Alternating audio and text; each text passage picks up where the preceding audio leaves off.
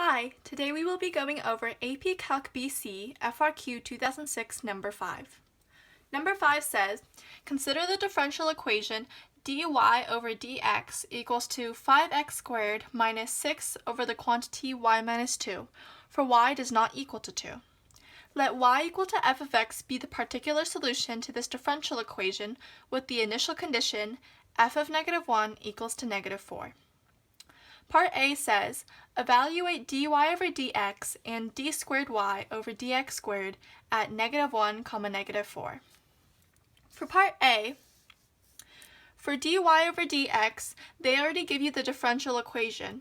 So all you need to do is plug in x equals to negative 1 and y equals to negative 4, and you get 6. For d squared y over dx squared, you have to take the derivative of dy over dx. So this would be 10x plus 6 over y minus 2 squared, because y minus 2 is technically to the negative first power, so you bring that down in minus 1.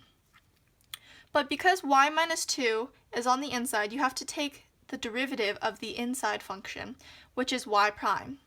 So this would give you 10x plus 6 over y minus 2 squared multiplied by the quantity of 5x squared minus 6 over y minus 2.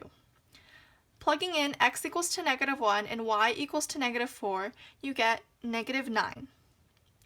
A good extra practice problem for a differential equation such as Part A is 2016 number 4. For Part B it says, is it possible for the x-axis to be tangent to the graph of f at some point? Explain why or why not. Now, for the x-axis to be tangent to f of x, dy over dx has to equal to 0 at a point a, 0, so that the x-axis can be tangent under or above the graph f of x, such as this. So, plugging in the point a, 0 into dy over dx, you get 5a squared plus 3 is greater than 0, because 5a squared is always going to be positive, and then plus 3. So the answer is no, because at the point a, 0, where the x-axis could be tangent to f of x, dy over dx is positive and doesn't change signs for all values a. For Part C, it says, find the second degree Taylor polynomial for f about x equals to negative 1. Now, the generic formula for a Taylor polynomial is f to the n of x multiplied by x minus a to the n over n factorial, where a is the point of revolution and n is the degree.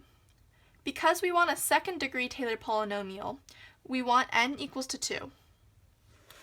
So, to find f to the n of x, you find f of negative 1 is negative 4, f prime of negative 1 is 6, and f double prime of negative 1 is negative 9. So, plugging these values into this generic formula for a Taylor series, for a Taylor polynomial, you get negative 4. Now that we have these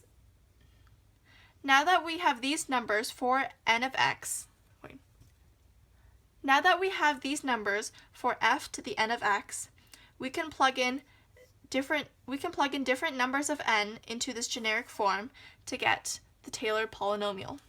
So plugging in n equals to 0, you get negative 4. For n equals to 1, you get 6 times x plus 1 over 1 factorial. For n equals to 2, you get negative 9 times x plus 1 squared over 2 factorial. So this would equal to negative 4 plus 6 times x plus 1 minus 9 times x plus 1 squared over 2. For another good Taylor/Mclaurin polynomial, you can do 2014 number 6. Okay, Part D says, use Euler's method, starting at x equals to negative 1 with 2 steps of equal size to approximate f of 0. Show the work that leads to your answer. Euler's method basically uses multiple tangent lines to get a better approximation of a point. So, because it says 2 steps of equal size to get to f of 0, each step is going to be 1/2. To find the first tangent line, you find the slope, which is 6.